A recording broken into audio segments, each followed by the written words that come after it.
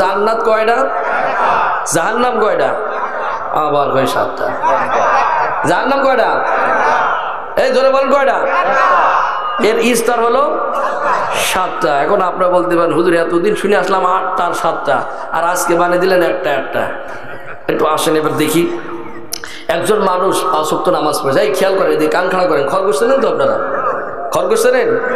এই খরগোশে কান দেখেন একেবারে খাড়া হয়ে থাকে, কথা কয় না কেন? তো কোরআন শোনার জন্য যেহেতু এসেছেন, কানটা খাড়া করে কথাগুলো শোনেন।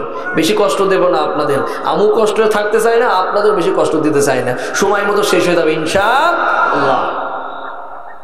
একজন মানুষ মসজিদে গিয়েছে, 5 ওয়াক্ত নামাজ পড়েছে, ঈমান আমল নিয়ে চলাফেরা করেছে, ওই ব্যক্তি মারা যাবে, ওর জান্নাত। আর একজন মানুষ 5 ওয়াক্ত নামাজ পড়েছে, ইসলামে আন্দোলন করেছে, আল্লাহর জমিন আল্লাহর দ্বীন কায়েম করতে দিয়ে জীবন পর্যন্ত বিলিয়ে দিয়েছে, ওর জান্নাত আর ওই ব্যক্তির জান্নাত কি এক হবে? এক হবে? তাহলে শ্রেণী ভাগ করা লাগবে কি লাগবে না? এবার আসেন, তো জান্নাতের বেলায় গেল। আপনাদের এলাকায় তাল চোর, বেল চোর, বেগুন চোর, পটল চোর, উস্তে চোর, পেঁপে চোর আছে না নাই? এর যদি ধরেন, এ ধরে নিয়ে চালান দিলে ওই সর্বোচ্চ 1 সপ্তাহ জেল খাটবে, জামিনে বের হয়ে আসবে, কথা কয় না কেন? আর একজন মানুষ খুন করেছে, কি করেছে? জোরে বলেন না কেন? মানুষ খুন করেছে, ওই ব্যক্তির কি 1 সপ্তাহ পরে জামিন হবে? হ্যাঁ, ওর বিচার কি হবে? হয় ফাঁসি হবে, না হলে যাবজ্জীবন জেল হবে, না ফাঁসি হবে। তাহলে এখানেও ক্যাটাগরি আছে না নাই? জোরে বলেন, ক্যাটাগরি আছে না নাই? আল্লাহ পাক বলছে, আমি রব্বুল আলামিন এইভাবে স্তর স্তর ভাগ করে দিয়েছি। আল্লাহু আকবার বলেন। তো আমি এখানে যে কথা আপনাদের সামনে উপস্থাপনা করেছি, মা সালাকাকুম ফি সাকর, এই যে স্তর আছে, জাহান্নামের যে 7টা স্তর আছে, একটা স্তরের নাম হলো সাকর। কি নাম বলেন না কেন? ভালো করে শোনেন, ভালো করে বোঝেন। এখানে সাকর, আল্লাহ রাব্বুল আলামিন জাহান্নামের যে 7টা স্তরের একটা স্তরের নাম দিয়েছে সাকর। এই ফেরেশতারা যখন আল্লাহ রাব্বুল আলামিন যখন ওয়ামতাজুল ইয়াউমা আইয়ুহাল মুজরিমুন, আল্লাহ রাব্বুল আলামিন বলবে দুভাগ হয়ে যাও, জান্নাতে যারা যাবা জান্নাতের দিকে যাও, জাহান্নামে যারা যাবা জাহান্নামের দিকে যাও। এই জাহান্নামে যখন যাবে, ফেরেশতারা তাদেরকে হাঁকাতে হাঁকাতে নিয়ে যাবে। ওয়াসিকাল্লাযীনা কাফারু ইলা জাহান্নামা যুমারা, চলে বলেন আল্লাহু আকবার। এই জাহান্নামীদেরকে ধাক্কাতে ধাক্কাতে লেতোতে নিয়ে যাওয়া হবে। এরপরে তাদেরকে তারতে প্রাপ্য এই সাকর নামক স্তরে যখন জাহান্নামীরা তখন পৌঁছবে, এই পৌঁছানোর সময় তারা ফেরেশতারা যারা আছে ওই গেটে, ওই ফেরেশতারা বলবে মা সালাকাকুম ফি সাকর। ভালো করে শোনেন, মা সালাকাকুম ফি সাকর। তারা বলবে হোয়াট ইজ দ্য কজ, কোন কারণ এখানে আসলে? মা সালাকাকুম ফি সাকর, এটা হলো প্রশ্নবোধক শব্দ, কথা কয় না কেন? প্রশ্ন করবে কারা? জোরে বলেন, জোরে বলেন। ফেরেশতারা প্রশ্ন করবে, ভালো করে শোনেন, ভালো করে বোঝেন। ফেরেশতারা প্রশ্ন করবে মা সালাকাকুম ফি সাকর, কোন কারণ এখানে আসলে? কারণ জাহান্নাম একটা খারাপ জায়গা, এটা আযাবের জায়গা, কথা বলেন না কেন? ফেরেশতারা বলবে ইন্না জাহান্নামা কানাত মিরসাদা লিত-তাগিনা মাআবাল লাবিসিনা ফিহা আহকাবা লা ইয়াযুকুনা ফিহা বারদান ওয়ালা শারাবা ইল্লা হামীমান ওয়া গাসসাকা জাযাআও ওয়িফাকা। চলে বলেন আল্লাহু আকবার। কান লাগান আমার মেহেরপুরে বাসে আল্লাহ তাআলা বলেন না জাহান্নামা কানাত মিরসাদা, জাহান্নাম একটা ফাঁদ, এই ফাঁদে যারা পড়বে তাদেরকে কাঁটাযুক্ত খাবার দেওয়া হবে, ডাস্টবিনের খাবার দেওয়া হবে, রক্ত পুষ, এই খাবারগুলো তো খুব সুস্বাদু খাবার, কথা কয় না কেন? রক্ত পুষ কি দামি খাবার? আপনার সামনে 5 লাখ টাকার বান্ডিল আর এক প্লেট যদি পুষ দেওয়া হয়, যদি বলা হয় ভাই এই প্লেটে পুষ যা আছে সব খাবেন, 5 লাখ টাকা দেব, আমি তো মনে করি যার মাথার তার কাটা আছে ও বাদে যা দেখবে ওর সাথে বমি আসবে। পুষ কেউ খাতে চান? বলেন পুষ কেউ খাবেন? আল্লাহ তাআলা বলছে কাঁটাযুক্ত খাবার, ডাস্টবিনের খাবার, রক্ত পুষ গরম পানি খাবার দেওয়া হবে। ফেরেশতারা বলবে তোমরা কি এটা কি জানতে না? তারা বলবে ক্বালু বালা, হ্যাঁ জানতাম। ফেরেশতারা বলবে আলাম ইয়াতিকুম রাসূলুম মিনকুম ইয়াতলু আলাইকুম আয়াতি, তোমাদের কাছে কি কোনো নবী রাসূল যায়নি? তোমাদের কাছে কি কোনো আলেম ওলামা যায়নি? তোমাদের কাছে কি আল্লাহর আয়াত কি যায়নি? তখন তারা বলবে ক্বালু বালা, হ্যাঁ গিয়েছিল, আমরা এই কান্দে ঢোকাইছি আর ও কান্দে বের করেছি, এই পার্টি এই দেশে আছে না? না। এক বছরের সপ্তাহ হয় কয়টা জানেন? 52 সপ্তাহ এক বছর না? কথা বলে না কেন? 52 সপ্তাহে কত কত বছর? জোরে বলেন কত বছর? এই 52 সপ্তাহে শুক্রবারে আপনাদের মসজিদের ইমাম সাহেব বক্তব্য দেয় কি দেয় না? জোরে বলেন বক্তব্য দেয় কি দেয় না?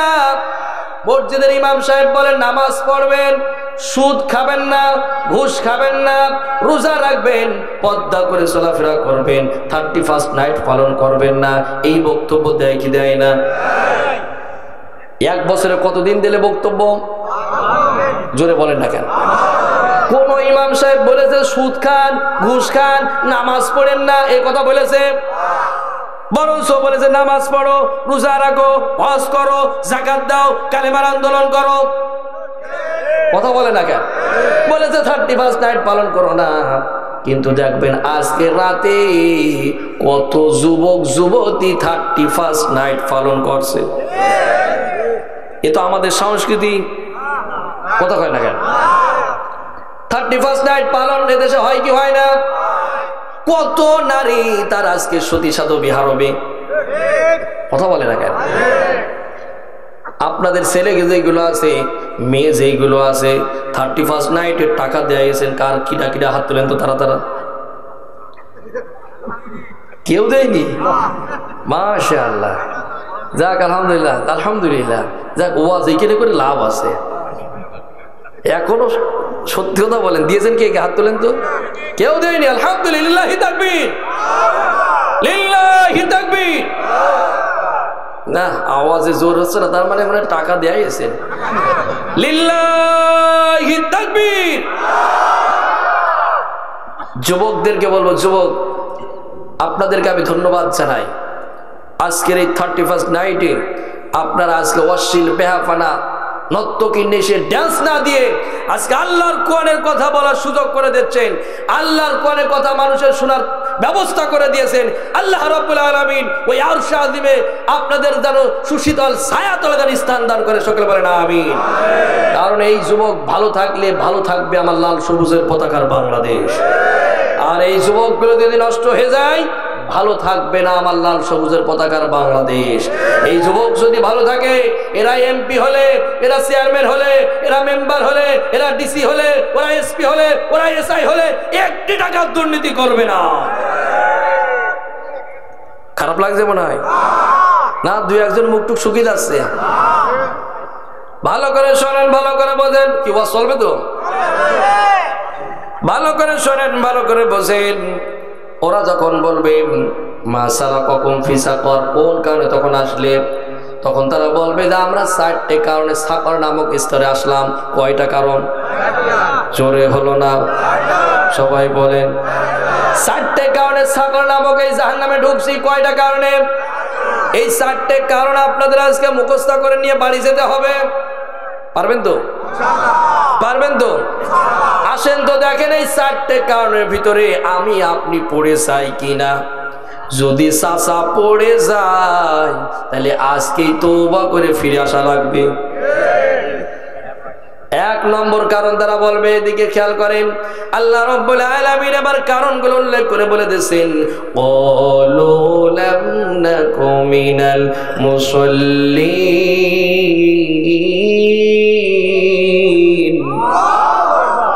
1 নম্বর কারণ আল্লাহ রাব্বুল আলামিন গোটা পৃথিবীর মানুষদেরকে জানিয়ে দিল।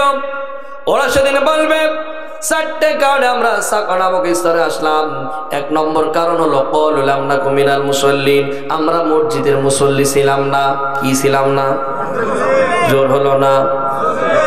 নামাজ পড়ে না এইরকম ব্যক্তি এখানে আছে না নাই? কেউ আছে সাপ্তাহিক, কথা কয় না কেন? কেউ আছে পাক্ষিক, কেউ আছে মাসিক, কেউ আছে 5 বছরের পর পর, কেউ আছে আবার 2 ঈদের, কথা কয় না কেন? এইরকম পার্টি এদেশে কি আছে? ওরে বাবা রে বাবা, 5 বছর পর পর যখন ভোট আসে, নেতা আমার এক আসরে নামাজ 3 জায়গায় মারে, টুপি নামাতেই চায় না, পোস্টারে লিখে তো জনগণের খেদমত করার সুযোগ দিন। আমি ওই বাটপাড়ার চেহারা দেখি আর মনে মনে ভাবি, ভাই তোমার ওই জায়গায় জনগণের খেদমত করা বাদ দিয়ে লেখার দরকার ছিল জনগণের বাস দেওয়ার সুযোগ দিন। এই পার্টি তো এই এলাকায় নেই। আরে বাবা রে বাবা, হুজুর আমার পাকড়ি বেঁধে টুপি মাথায় দিয়ে, টুপি খোলেই না, নামাজ একা ওয়াক্ত নামাজ 3-4 জায়গায় মারছে আর ওয়াদা দিয়ে যাচ্ছে এই গ্রামে আমি এটা করে দেব, ওটা করে দেব, কালভার্ট আছে ভেঙে চুরে আমি ব্রিজ করে দেব। চাচা আমার যখন সংসদ সদস্য তখন জনগণ কিডা সেটাই চেনে না। কথা বলেন না কেন? ভোটের আগে সান্ধু চাচা কইলো আমাকে রে, এমপি যদি হতে পারি দেব গোলা ভরে। কথা বলে না কেন? ভোটের আগে সান্ধু চাচা কইলো আমাকে রে, এমপি যদি হতে পারি দেব গোলা ভরে। এমপি হওয়ার পরে চাচার নাঙ্গল এখন কিডা ভাই, আমরা গরিব আমাদের দেখার মতো কেউ নাই। গরম ভাতে বিলেই বেজার, রসিদ কথায় মা ওই বেজার। গরম ভাতে বিলেই বেজার, রসিদ কথায় মা ওই বেজার। কুদি গেলি কীর্তি রাজার মনে লাগে ভয়, আমরা গরিব আমাদের দেখার মতো কেউ নাই। আমরা গরিব আমাদের দেখার মতো কেউ নাই। ঠিক কিনা বলে? এমন কি গরিবের বাথরুম দেয়, সেই বাথরুম পর্যন্ত মেরে খায়, এইরকম সিটার নেতা এদেশে আছে না নাই? রাস্তার কালভার্ট, ইট, খোয়া, বালু খেয়ে নেতা আমার হয়ে গেছে পটলা মাছ। কথা কয় না কেন? পটলা মাছ আছে না নাই? নেতার সাথে কুলাকুলি করতে গেলে পেটে পেটে বুকি আর আসে না, যত টানি তত পেট যায়, খেয়ে একেবারে পটলা হয়ে গেছে। আল্লাহ বলছে আয় তোর কিভাবে দুর্মুষ কষ্টি হয় আমার কাছে আছে। এক নম্বর কারণ তারা বলবে ক্বালু লাম নাকু মিনাল মুসাল্লিন। এই রাগ হচ্ছে নাকি? 11টা বেজে শেষ করে দিই। আলোচনা কি চলবে? চলবে সারা রাত? ওরে বাবা রে বাবা, শোনেন সময় দিয়ে শেষ হয়ে যাবে ইনশাআল্লাহ। এইদিকে খেয়াল করেন, তারা বলবে ক্বালু লাম নাকু মিনাল মুসাল্লিন, মসজিদের মুসল্লি ছিলাম না। এখানে আলেম ওলামা আছে, আমার নেতা যে আছে, ভালো করে শোনেন। মুসল্লিন শব্দটা এখানে বহু বচন। মুসল্লিন শুধু আমি অর্থটা পারলাম, এখানে নামাজের মুসল্লি ছিলাম না এটার অর্থ এটা কি শেষ নয়। ওরা বলবে যে আমরা মসজিদের মুসল্লি ছিলাম না, সেই সাথে সাথে যারা নামাজ পড়তো ওদেরকে বাধা দিতাম। নামাজের কায়েমের আন্দোলন যারা করতো, আল্লাহর জমিন আল্লাহর দ্বীন কায়েম যারা করতো, এদেরকে বাধা দিতাম। এই বাধা দেওয়ার লোক এই এলাকায় আছে না নাই? আরে বাবা, প্যানও ঠিক মতো পড়তে পারে না, লুঙ্গও ঠিক মতো গিরে মারতে পারে না, ও সিটার এসে কয় যে তাফসীর মাহফিল হবে না। কথা কয় না কেন?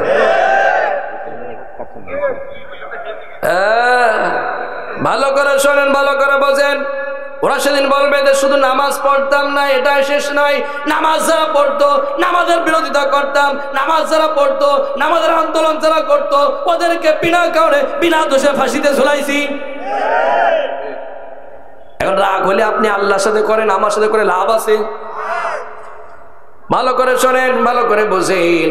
ওরা সেদিন বলবে যে নামাজ কায়েমের আন্দোলন যারা করতো বিনা কারণে বিনা দোষে ওদেরকে মাসের পর মাসে জেল খাটাইছি। ওরা সেদিন বলবে ক্বালু লাম নাকু মিনাল মুসাল্লিন, আমি মসজিদে নামাজ পড়তাম না, নামাজ কায়েমের আন্দোলন করতাম না, কিন্তু যারা করতো ওদেরকে পুলিশ দিয়ে হয়রানি করেছি। আপনি ব্যাখ্যা পড়ে দেখেন, এ আমার বাপদাদা 14 পুরুষে বানানোর কথা কারো নয়, এটা আল্লাহর কোরআনের কথা। ওরা বলবে যে আমরা নামাজ কায়েমের আন্দোলন করতাম না, বরঞ্চ যারা করতো ওদেরকে বাধা দিতাম। এখন বলেন তো আমার দেশে কি নামাজ কায়েম আছে? সবাই বলছে না। নামাজ কায়েম কি আছে? এখন আপনি মনে করতে পারেন যে মসজিদে যে নামাজ পড়ছে ওটা মনে হয় কায়েম, এটা অনুষ্ঠান। ওটা কি? জোরে বলেন না কেন? ওটা অনুষ্ঠান। নামাজ কায়েম করা আর নামাজ পড়া কি এক? জোরে বলেন না কেন? এই যে একটু ভালো করে বোঝাই, এটা আজকে তাফসির মাহফিল হচ্ছে। এই মাহফিলে আমার বক্তব্য দেওয়ার জন্য, আমার পূর্বে জাহাঙ্গীর ভাইয়ের বক্তব্য দেওয়ার জন্য, ইব্রাহিম ভাইয়ের গজল গাওয়ার জন্য যে এত স্টেজটা তৈরি করা হলো, এই যে সামিয়ানা টাঙানো হলো, লাইটিং মাইকিং যা কিছু করা হলো, এগুলো ছিল কিন্তু প্রতিষ্ঠা করা। এখন যেটা হচ্ছে এটা কিন্তু একটা অনুষ্ঠান হচ্ছে। আর ওটা করার সময় টাকা দেওয়া লেগেছে, জান দেওয়া লেগেছে, মাল দেওয়া লেগেছে, পরিশ্রম করা লেগেছে, কষ্ট করা লেগেছে। কথা বলেন না কেন? আজকে আমার সোনার বাংলাদেশে নামাজ কায়েম নাই। আজকে আমি প্রথমে বলেছি 96% মুসলমানের দেশে একটাও আল্লাহর আইন চলে না। কথা কয় না কেন? আজকে আমরা 96% মুসলমানের দেশে যদি আজকে আমাদের মহান সংসদে দাঁড়িয়ে একজন পার্লামেন্ট যদি বলতো মাননীয় স্পিকার, এটা আমার সোনার বাংলাদেশ 96% মুসলমানের দেশ, এই 96% মুসলমানের দেশে আমি সংসদ সদস্যদের পক্ষ থেকে আপনার কাছে বিল উপস্থাপনা করছি, এক ওয়াক্ত নামাজ কাজা করলে 500 টাকা জরিমানা আর সাথে মাইল ফ্রি। এটা তখন মহান সংসদে দাঁড়িয়ে যখন একজন সংসদ সদস্য দাঁড়িয়ে তখন স্পিকারকে তখন বলবে, মাননীয় স্পিকার বলবে মহান সংসদে দাঁড়িয়ে একজন সদস্যদের পক্ষ থেকে এই বিল উপস্থাপনা করেছে, এই বিল উপস্থাপনার পক্ষে যারা হা জয়যুক্ত করবেন তারা হা বলুন। সংসদ সদস্যরা যখন বলবো হা জয়যুক্ত, হা জয়যুক্ত, হা জয়যুক্ত যখন হয়েছে, মাননীয় স্পিকার যখন সিগনেচার করে দিয়ে সংসদ সদস্যর চিফ হুইপ যখন মিডিয়ার সামনে এসে বলবে আজকে মহান সংসদে বিল পাস হয়েছে, এক ওয়াক্ত নামাজ কাজা করলে 500 টাকা জরিমানা আর সাথে মাইল ফ্রি। আমি তো মনে করি এই শীতের কনকনের রাতে ফজরে মসজিদের মুয়াজ্জিন ঢোকার আগে মুসল্লির আগে ঢুকবে। ওয়াজ এতটুকু শেষ, আর করা লাগে না। কথা কয় না কেন? বুঝলে বুঝপাতা, না বুঝলে তেজপাতা। এরপরও যদি চাচা আপনি ওই জায়গায় সিল মারেন, আমার এই ওয়াজ করা আর এখানে বসে বসে ওই ঘুমোনো একই হয়ে গেল। আমার ভাড়ে দাদা সব দেওয়ার চেষ্টা করলাম, এরপরও যদি আপনি না বুঝেন, আপনার আমার ঝুড়ি কুদাল দিয়ে ছাড়া বোঝানো তারা সম্ভব না। এক নম্বর কারণ তারা বলবে যে কলুলাম না কুমিনাল মুসল্লিন, আমরা মসজিদের মুসল্লি ছিলাম না, নামাজ কায়েমের আন্দোলন করতাম না, ইকামতের দিন প্রতিষ্ঠিত করার কাজ আমরা করতাম না। এখন তো দেখেন তো হাতে একটু বুকটা লাগিয়ে এবার বলেন তো কে কে ইকামতের দিনের আন্দোলনের সাথে আছেন, নামাজ কায়েমের আন্দোলনের সাথে কারা কারা আছেন, এবার একটু ভেবে চিনতে বলেন তো। সবার হাত উঠবে না ইনশাআল্লাহ। ইকামতের দিন প্রতিষ্ঠিত করার জন্য যদি আপনাকে জান মাল সবকিছু দিতে হয়, রাজি আছেন? কারা কারা রাজি আছেন? দু হাত তুলে আমার রবকে দেখাই দেন। নারায়ে তাকবীর। বলো না বাপ, কণ্ঠ ছেড়ে দেন। নারায়ে তাকবীর। আল কোরআনের আলো,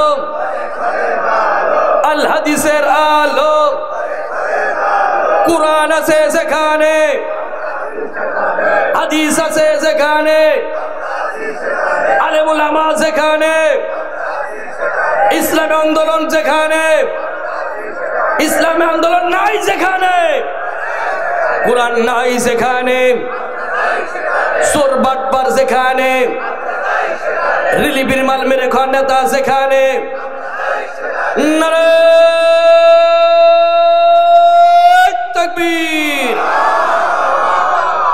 মানে একটু ঘুমটুম যা আসলে একটু ছুড়িয়ে নিলাম আর কি। কষ্ট আছে না আপনাদের? তাহলে এক নম্বর কারণ গেল। এবার আসেন 2 নম্বর। এতিমগুলো সে বসে আছে, ওই এতিমরা নিয়ে নিচেই যে অরিজিনাল এতিম আছে ওই এতিমগুলোর কাছে এসে পৌঁছয় না। কথা কয় না কেন? ও তো গেল রাজনীতি, এতিম মিসকিন গুলো। এবার সমাজের কিছু চাচা এতিম আছে, ভাইপো এতিম আছে। এবার একটু বলি, আপনাদের ভাইটা মারা গিয়েছে ভাইপোটা তখন ছোট ছিল, 2 বছর 3 বছর বয়স ছিল ভাইপোটার। ওই ভাইপোটার লালন পালন করেছে চাচা, এই জন্যে ভাইয়ের যে সম্পত্তি যা আছে সব নিজের করে নিয়েছে। এইরকম চাচা এই মেহেরপুরি থানায় তো একজনও নেই। ওরে বাবা রে বাবা, চাচা আমার ওই সম্পত্তি দখল করে নিয়ে ওই সম্পত্তি থেকে ভোগ করে টাকা কামাই করে চাচা যায় আমার হজ করতে যে কাবার গিলাফ ধরে বলে, আল্লাহ জীবনে কত অন্যায় করেছি, কত ভুল করে ফেলেছি, আল্লাহ আমার ক্ষমা করে দাও, মাফ করে দাও। আল্লাহ বলে, সিটার দেখেছি কিন্তু তোর মতো এত বড় সিটার দেখিনি। কথা কয় না কেন? যদি আমার এই কাবার গিলাফ ধরে যদি মাপসাদি হয়, আগে বাড়ি যা, যে নিজের ভাই বোন সম্পত্তি আগে বুঝে দিয়াই। এখন তো এই কথা বলে কিছু চাচা তো মুখ একেবারে ছোট হয়ে যাবে না, কিন্তু বাপ মুখ ছোট করলেও আমার করা কিছু নেই। আল্লাহর কোরআন যেটা বলছে সেটাই আমার বলাই লাগবে। এই আপনি যতই আমার স্লিপ মারেন আর যত কথাই বলেন না কেন, আল্লাহর কোরআন যেটা বলবে আমার সেটাই বলা লাগবে। হক কথা আমার বলাই লাগবে, সত্য কথা আমার বলাই লাগবে। কারণ এই কণ্ঠ যখন দিয়েছে আল্লাহ, এই কথা বলার সুযোগ যখন আমার ব্যবস্থা করে দিয়েছে, এই চেয়ারে যখন আমি বসছি তখন আমার হক কথা বলাই লাগবে। আর আমি যদি হক কথা না বলতে পারি, সত্য কথা যদি না বলতে পারি, এই চেয়ারে বসা আমার জন্য জায়েজ নেই। আমি এসে তখন এই চেয়ারে বসেছিলাম, তখন কিন্তু আমার জন্য এই হক কথা বলা জায়েজ ছিল না। কথা বলে না কেন? আমার জন্য তখন ফরজ ছিল না। কিন্তু যখন আমি এই চেয়ারে বসেছি আর মাইক্রোফোন যখন আমার সামনে এসে গেছে, কোরআন যখন আমার সামনে, এখন আমার জীবন চলে গেলেও আমার হক কথা বলা লাগবে। যেই বক্তা হক কথা বলতে পারে না, সত্য কথা বলতে পারে না, যেই ইমাম হক কথা বলতে পারে না, সত্য কথা বলতে পারে না, ওই ইমামের পিছনে নামাজ পড়াও জায়েজ নেই। ও বক্তার হক কথা বললে যদি না পারে, ও বক্তার ওয়াজ শোনাও জায়েজ নেই। কারণ কিয়ামতের ময়দানে আপনারাই সেদিন আমার বিরুদ্ধে মামলা করবেন। কথা কয় না কেন? এখন আপনারা যতই বলেন, ভাই তুমি জিনেদা থেকে এসো, তোমার ভালোবাসি, তোমাকে আমরা কত স্নেহ করি, ভালোবাসি, কিন্তু ভাই কিয়ামতের ময়দানে যখন আল্লাহ বলবে তোদের স্বামীকে কেউ যায়নি, করে হক কথাকে বলেনি, সেদিন আপনারা বলবেন, হ্যাঁ জিনেদার থেকে এক বক্তা নিয়েছিলাম, ও তো তেলি ওয়াজ করে চলে গেছে, হক কথা না বলে, হক কথা না বলে, হকের কথা বাদ দিয়ে নিজের বানানো পা তেলিয়ে কথা বলে চলে গেছে। এখন সেই হুজুরটারে সামনে দিন একটু সাইজ করি, আর একটু ভালো করে বোঝাই। হক কথা বলার কারণে, সত্য কথা বলার কারণে সবাই যদি আপনারা আমার জুতোর মালা দেন আর আমার আল্লাহ যদি আমার ফুলের মালা দেয়, আমার জীবন সাকসেস কিনা? জোরে বলেন না কেন? আর হক কথা না বলার কারণে, তেলে ওয়াজ করার কারণে সবাই যদি আপনারা আমার ফুলের মালা দেন আর আমার আল্লাহ যদি আমার জুতোর মালা দেয়, আমার জীবন কি সাকসেস? তাহলে আমাকে সর্বপ্রথম এই জায়গায় বসার আগে কাকে খুশি করার জন্য কথা বলতে হবে?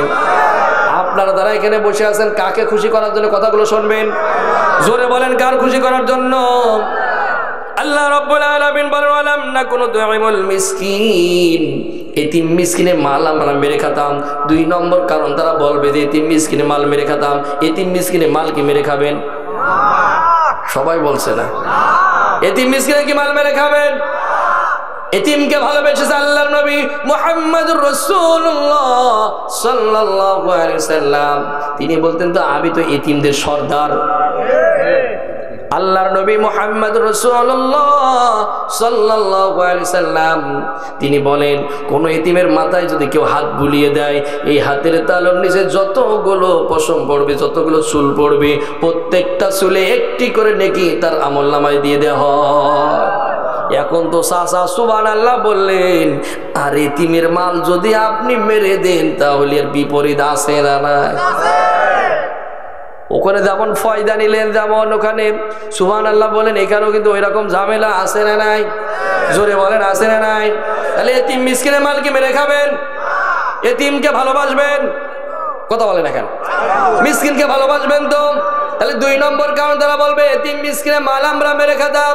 আমি এই মেহেরপুরবাসীকে বলতে চাই, এতিম মিসকিন কি ভালোবাসবেন কি বাসবেন না? আল্লাহ কবুল করুক, সুরে বলেন আমিন। এবার আসেন 3 নম্বর, ওয়া কুন্না নাখুদু মাআল খাইদিন।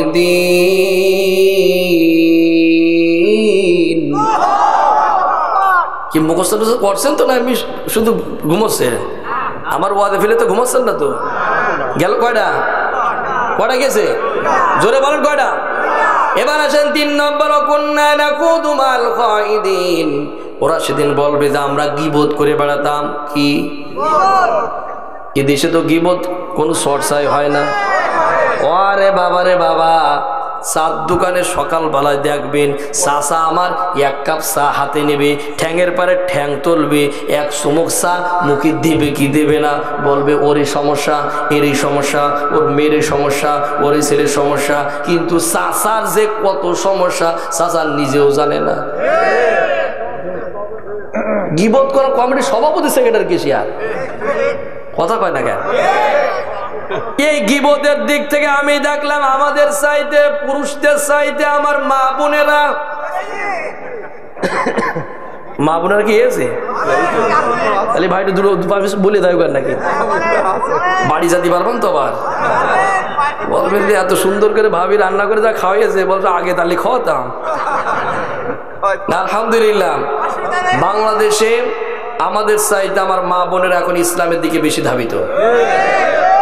আপনাদের চাইতে আমার জানা মতে, আমার এই জ্ঞানে, আমার অভিজ্ঞতা থেকে বলছি, আপনাদের চাইতে মনে হয় আপনাদের সাথে দ্বিগুণ বেশি মনে হয় মহিলারা আছে। অনেক এসেছে জায়গা দেওয়া রাস্তা হয়ে থাকেন, লিল্লাহি তাকবীর। আপনাদের ইমান তো 1 কাপ চা আর একটা বিড়িতে ইমান শেষ। ইমান শেষ। 1 কাপ চা দেবে আর একটা বিড়ি হাতে ধরিয়ে দেবে, আর ভোটের আগে বালিশের নিচে যদি একটা লাল রড ফেলে ছুঁয়ে আসতে পারে, কয় যে এর মতো আপন জন আর কেউ নেই। কথা বলেন না কেন? চাচা আমার তখন আমার শাশুড়ি বলে, এই আব্দুর রহিমের মা শোনো, আমার এই আত্মীয়র মতো, আমার এই ভাইপোর মতো, আমার এই ভাইয়ের মতো লোকই হয় না, ও আমার ডেকে বিড়ি খায়। কথা কয় না কেন?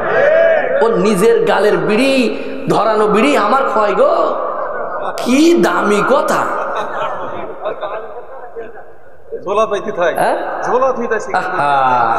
1 কাপ চা খাইয়েছে আর বলে চাচা আপনি তো আমার অমুক চাচার মামাতো ভাই, ফুফতো ভাই। কথা বলে না কেন? আপনি আমার শাশিরে যত ওয়াজি করেন না কেন, আমার শাশি একবার কোরআনের কথা শুনেছে, বক্তার থেকে হোক আর ইসলামী আন্দোলনের আমার বোনদের থেকে, নেতৃত্ব থেকে সেই কথাটা শুনুক না কেন, চাচা আপনি যতই বলেন না কেন এই জায়গায় শাশি আমার বলে তুমি যতই বলো না কেন আমি ঠিক এই জায়গায় মারবো, জায়গা মতোই। আমার বোনের আলহামদুলিল্লাহ অনেক এগিয়ে, আলহামদুলিল্লাহ বলেন। তবে বোন আপনারা যেমন এগিয়ে ওই দিক থেকে, আবার গীবতের দিক থেকেও এগিয়ে ফার্স্ট। কারণ 2-4 বু যদি এক জায়গায় হয়, আরে বাবা রে বাবা, কত প্রকার কি কি উদাহরণ সহকারে। কথা বলেন না কেন? আর এটা নিয়ে আমি একটু গবেষণা করতে দেখলাম, এটা নিয়ে হচ্ছে আমাদের পার্শ্ববর্তী দেশ বন্ধু রাষ্ট্র বলে আমাদের দাবি করে, কিন্তু পৃথিবীর বুকে বাংলাদেশে যদি শত্রু রাষ্ট্র যদি একটা থেকে থাকে সেটা হলো দাদাবাবুরা। কথা বলে না কেন? ওরা আমাদেরকে পানি দিয়ে মারতে চায়। কথা বলে না কেন? ওরা আমাদেরকে সব দিক থেকে মারতে চায়।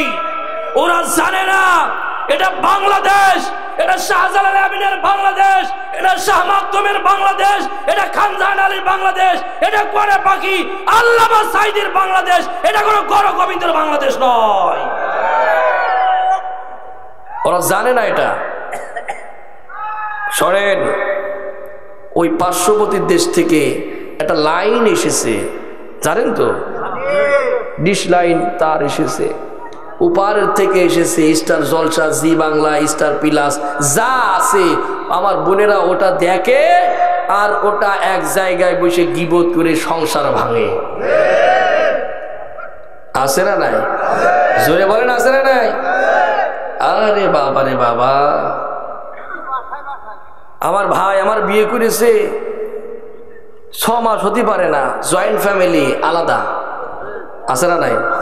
এই জয়েন্ট ফ্যামিলি আলাদা হওয়ার পিছনে 2 জন লোকের হাত পালাম আমি, বলবো আমি? কষ্ট হচ্ছে না তো? বসকে শেষ করে দেবো? 2 লোকের হাত পালাম, একটা হলো মেয়ের মা আর একটা হলো মেয়ের বড় বোন। আপনি ঠিক বললেও ঠিক, না বললেও ঠিক, কারণ মেয়ের মা ওপার থেকে ফোন দেয় আলাদা হ। 1 কেজি গরুর গোশের দাম এখন 700 টাকা। কথা কয় টাকা? 1 কেজি গরু গোশের দাম এখন 700 টাকা। তোরা 8 জন এক ফ্যামিলিতে ওই 1 কেজি গরু গোশ কিনলে তো স্প্রে করে খাওয়া লাগে। কথা বলে না কেন? আলাদা হবি, 1 কেজি গোশ কিনবি, তুই হাফ কেজি খাবি, আমার জামাই হাফ কেজি খাবে। আর বড় বোন ফোন দিয়ে বলে যে তুই তো আমার বোন নামের কলঙ্ক, তুই কি দেখিস নে তোর দুলো ভাইরে কিভাবে আমার হাতের মুঠে রাখিস? কথা বলেন না কেন?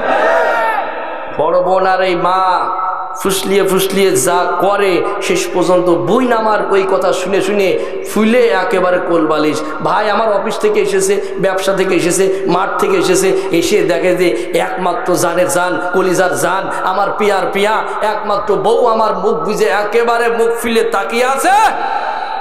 বলছে জান কি হয়েছে? বলছে তোমার সংসার করাই যায় না, শুধু আমি বলে এখনো টিকে আছি। কথা হয় না কেন? বলছে না শোনা কি হয়েছে বলো, জান তুমি বলো। বলছে তোমার সংসারে থাকা যায় না, তোমার মা খারাপ, তোমার বাপ খারাপ, তোমার ভাই খারাপ, তোমার বোন খারাপ, তোমার 14 গোষ্ঠী খারাপ। বলছে তাহলে ভালো করতে গিয়ে কাছে আলাদা হতে হবে।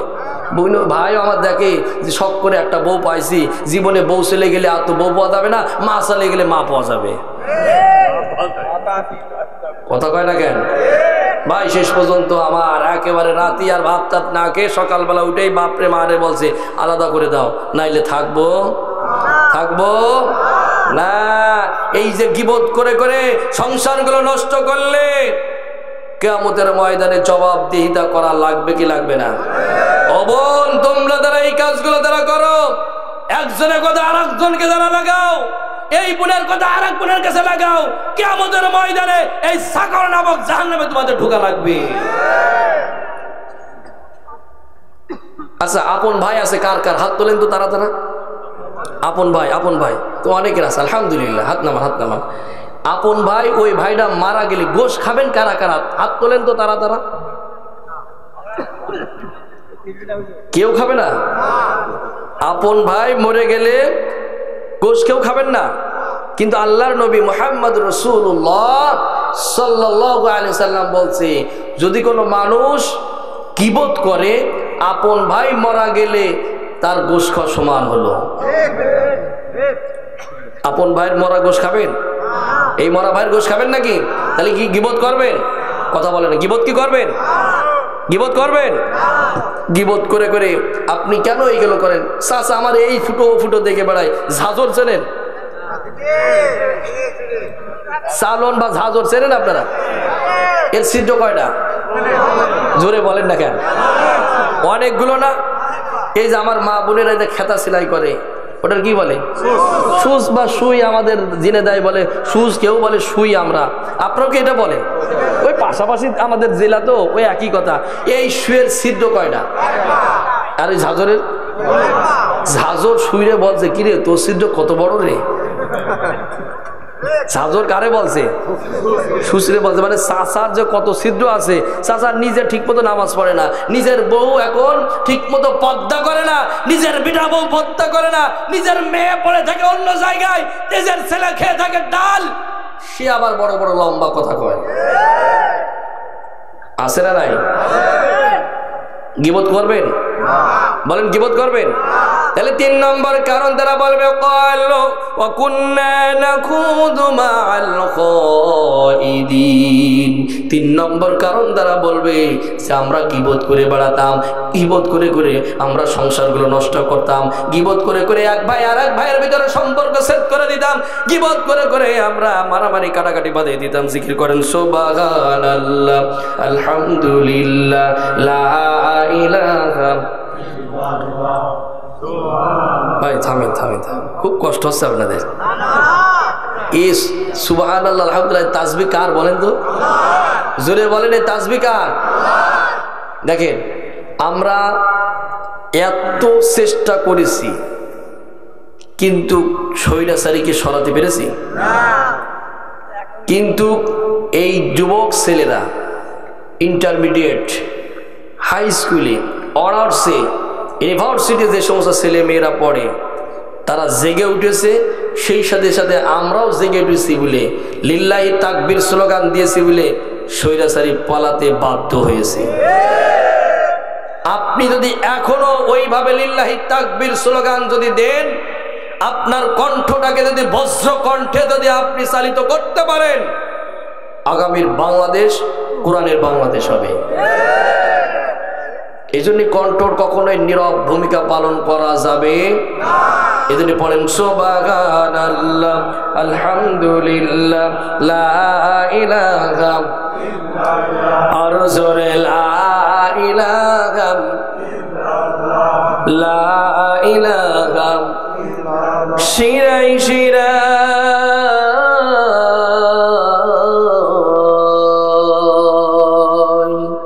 শিরাই শিরাই রক্তের কোনাই আছে তোমার নাম। আল্লাহ আল্লাহ, সকলে পড়েন আল্লাহ আল্লাহ আল্লাহ আল্লাহ আল্লাহ, পড়েন আল্লাহ আল্লাহ। শিরাই শিরাই রক্তের কোনাই আছে তোমার নাম। লা ইলাহা ইল্লাল্লাহ, আর জোরে লা ইলাহা ইল্লাল্লাহ, লা ইলাহা ইল্লাল্লাহ মুহাম্মাদুর রাসূলুল্লাহ সাল্লাল্লাহু আলাইহি ওয়াসাল্লাম। তাহলে কি বোধ করবেন আপনারা? গেল কয়টা?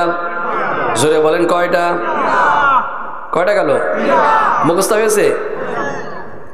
আমি বলে ধরবো বলে লাস্টে, তাই নাকি? আরে মাশাআল্লাহ, স্টুডেন্ট ভালো আছে ভাই আজকে, আলহামদুলিল্লাহ। এবার আসেন 4 নম্বরে, ওয়া কুন্না নুকাযযিবু বিয়াউমিদ্দিন।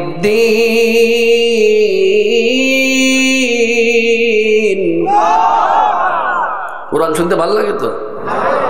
কোরআন শুনবেন বেশি, গান শুনবেন কি কয়? কোরআন শুনবেন বেশি, গান শুনবেন তা কম করলেন কেন? কোরআন শুনবেন বেশি, গান শুনবেন? গান শুনবেন না, ডিজে গান শুনবেন? আরে বাবা রে, ভালো করে শোনেন, ভালো করে বোঝেন। 4 নম্বর কারণ তারা বলবে কুন্না নুকাযযিবু বিয়াউমিদ্দিন, ওরা বলবে আমরা সেদিন কিয়ামত দিবসকে অস্বীকার করতাম। কিয়ামত দিবস অস্বীকারী লোক এদেশে আছে না নাই? জোরে বলেন আছে না নাই? বলে there is a no god, Allah বলতে কিচ্ছু নাই, এই কথা বলার লোক এদেশে আছে না নাই? আরে বাবা রে বাবা, বিগত বছরগুলো তো দেখলাম যারা নাস্তিক, যারা রামবাম, ওরাই আসল সিংহাসনে বসেছিল। আরে বাবা, নাস্তিক বলে দিয়ার ইজ গড, যেটা আমি দেখি না সেটা আমি বিশ্বাস করি না। বলে কি বলে না? বলতে মরে যাবো, পয়সা গুলো শেষ হয়ে যাবো, আবার আমাদেরকে কেমনে জীবিত করা হবে, এ তো মাথার ভিতরে ঢোকে না। এইরকম নাস্তিক আছে না নাই? বলে তো নাস্তিকের কোনো ধর্ম আছে? নাস্তিকের কোনো ধর্ম আছে? আচ্ছা আর একটু ভালো করে বুঝাই, আপনাদের এলাকায় হিন্দু ভাইরা আছে? আমার হিন্দু ভাই মারা গেলে ওই হিন্দু ভাই নিয়ে যায় কোথায়? জোরে বলেন না কেন? শ্মশানে। কারণ তার ধর্ম অনুসারে, যেহেতু সে হিন্দু ভাই, তার একটা ধর্ম আছে, সেই ধর্ম অনুযায়ী তাকে কোথায় নিয়ে যাবে? ইহুদি খ্রিস্টান ভাইরা মারা গেলে তাদের নিয়ে যাবে কোথায়? কি খবরে? গির্জায়। কোথায়? গির্জায় নিয়ে যাবে, কারণ তার একটা ধর্ম আছে, তার একটা ধর্ম আছে না নাই? আমার আপনারও একটা ধর্ম আছে না নাই? জোরে বলেন আমার আপনার ধর্মের নাম কি? দু হাত উঁচু করে বলেন আমার আপনার ধর্মের নাম কি? আরো জোরে বলেন আমার আপনার ধর্মের নাম কি? আরো জোরে বলেন আমার আপনার ধর্মের নাম কি? ইসলাম। আমি আপনি মারা গেলে কোথায় নিয়ে যাবে? সবাই জোরে বললে না? কবরস্থানে। আমি শুনে খুশি হলাম, আমার প্রবাসী ভাইরা যারা আছে তারা কবরস্থানে, গোরস্থানে একটা গেট করে দিচ্ছে। আলহামদুলিল্লাহ বলতে মন চাইল না? ওয়াদা করেছে। এবং আর এক ভাইরা তারা লাইটিংয়ে যে ব্যবস্থাগুলো আছে সেগুলোও দেবে আলহামদুলিল্লাহ। নিজের মাতৃভূমি ছেড়ে, মাকে ছেড়ে, বাবাকে ছেড়ে, সন্তানাদি ছেড়ে, প্রিয়তমা স্ত্রীকে ছেড়ে, সবাইকে ফেলে তারা আজকে চলে গেছে কোথায়। কেউ আছে ইটালিতে, কেউ আছে ফ্রান্সে, কেউ আছে মালয়েশিয়াতে, কেউ আছে সিঙ্গাপুরে, কেউ আছে দুবাই, কেউ আছে সৌদি, কেউ ইরাকে। কথা বলেন না কেন? আজকে আমি দেখলাম যুবকদের উদ্যোগে এবং প্রবাসী ভাইদের উদ্যোগে আলহামদুলিল্লাহ মন থেকে দোয়া করেছে, আল্লাহ আমার এই ভাইগুলোকে তুমি বাইরে যারা আছে তাদের সমস্ত বালা মুসিবত থেকে তাদেরকে তুমি হেফাজত করো। এত আসতে বললেন? আপনার আমারই তো সন্তান, আমার আপনারই তো ভাই, তারা সেখানে আছে, তাদের টাকায় ফুটনি করি আমরা। রেভিডেন্স কয়দিন বন্ধ হয়ে গেছিল আর ফুটছিল না, কথা কয় না কেন? তাদের টাকায় ফুটনি করি আমরা, আর তাদের মালগুলো যখন এয়ারপোর্টে আসে ডাস্টবিনে ফেলে। কথা বলেন না কেন? যাক আলহামদুলিল্লাহ, এই স্বৈরাচারী যাওয়ার পরে এখন তাদেরকে তার সম্মানের সাথে যাতায়াত করার ব্যবস্থা করা হচ্ছে। আরো হবে ইনশাল্লাহ। আগামীতে যদি ইসলামী পার্লামেন্ট তৈরি করা যায়, করতে পারে আমরা ইনশাআল্লাহ, এদেরকে 1 নম্বর কাতারে থাকা হবে ইনশাআল্লাহ। আল্লাহর কাছে দোয়া করছে, আল্লাহ আমার এই প্রবাসী ভাইরা যে পরিশ্রম করলো, অর্থ দিয়ে তাদের মাথার ঘাম পায়ে ফেলে এই টাকাগুলো দিয়েছে কোরআনের জন্য, তারা একটা গোরস্থানে একটা কবরস্থানে গেট করে দিয়েছে, লাইটিং করে দিয়েছে। আল্লাহ কিয়ামতের ময়দানে যেদিন মা তার সন্তানকে চিনবে না, ভাই তার ভাইকে চিনবে না, ওই কিয়ামতের ময়দানে আল্লাহ তাদের আরশে আজিমের সুশীতল ছায়াতলে তাদেরকে তুমি স্থান দান করে দিও। সকলে বলেন আমিন। তাহলে আমরা যারা মুসলমান, আমরা মরে গেলে কোথায় নিয়ে যাবে? জোরে বলেন কোথায়? তাহলে কবরস্থানে। এবার ভালো করে বোঝেন, হিন্দু ভাই মারা গেলে সে যাবে শ্মশানে, ইহুদি খ্রিস্টান ভাই মারা গেলে সে যাবে গির্জায়, আমি আপনি মারা গেলে নিয়ে যাবে কবরস্থানে বা গোরস্থানে। তাহলে এই যে নাস্তিকের তো কোনো ধর্মই নেই, তাহলে এ সিটার মারা গেলে নিয়ে যাবে কোথায়? যার নাম কোনে বলেন আপনি কিনে, এ কোথায় নিয়ে যাবেন? আপনাদের মেহেরপুরের গোল চত্বর আছে না, গোল চত্বর আছে না, এই গোল চত্বরে একটা বাস ছিলেন আপনারা, বাস ছিলেন ঝাড়া মানে ঝুড়া না, আর ঝুড়া দিয়ে ওকে ওইভাবে একেবারে মাথায় তুলে রেখে সুটকি বানিয়ে রেখে দিতে হবে। একটা যদি আমরা দেখাতে পারতাম, এই মেহেরপুরে যদি একটা দেখাতে পারে, বাদ বাকি নাস্তিকগুলো অত ভালো হয়ে যাবে। বাইতুল মুকাররমে মসজিদের শুক্রবারে যদি কেউ মারা যায়, ওই নাস্তিক রাম ভাম, কিংবা অন্য কোনো দিনে যদি রাম যদি মারা যায়, কোনো নাস্তিক যদি মারা যায়, ওই নাস্তিককে যদি একটা শাপলা চত্বরে যদি ওই বাস দিয়ে যদি আমরা একটা ঝুলে রাখতে পারতাম, বাদ বাকি নাস্তিকগুলো দেশের সবগুলো ভালো হয়ে যেত। আল্লাহর আলো নেবে, আল্লাহর বাতাস নেবে, আল্লাহর অক্সিজেন নেবে, আর ওসিটার কয় আমি আল্লাহ মানি না। আমার আপনার জন্য আল্লাহ রাব্বুল আলামিন প্রত্যেক দিন 16 কেজি অক্সিজেন দান করছে। সুবহানাল্লাহ। কালকে বলেন, আজকে বলার দরকার নেই। 1 কেজি অক্সিজেন দাম কত হিসেব করে দেখেন কে জান? প্রত্যেক দিন 16 কেজি অক্সিজেন ফ্রি পাচ্ছে তো ভাই, এই জন্য সুবহানাল্লাহ বেরোচ্ছেন আমাদের। এই জমিনটা আমার আপনার জন্য আল্লাহ রাব্বুল আলামিন বিছানা স্বরূপ বানিয়ে দিয়েছে। সুবহানাল্লাহ বলেন। আল্লাযী জাআলা লাকুমুল আরদা ফিরাশা, আল্লাহ বলছে এই জমিনটা আমি আমার বান্দা বান্দীদের জন্য বিছানা স্বরূপ বানিয়ে দিয়েছি। ওই বিশাল আকাশটা আমি আল্লাহ রাব্বুল আলামিন আমার বান্দা বান্দীর জন্য ছাদ স্বরূপ বানিয়ে দিয়েছি। 16 কেজি অক্সিজেন দান করছি, 173 টন সূর্য তাপ দিয়ে তাকে আমি বাঁচিয়ে রাখেছি। আরে নেমো খারাপ, আল্লাহকে মানতে চাই না, আমি তো মনে করি পরে ওইভাবে ঝুলে রাখা উচিত।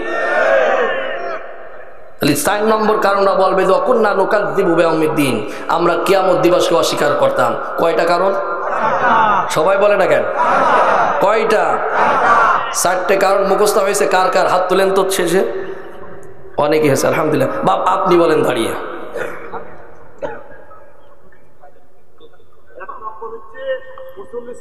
জি।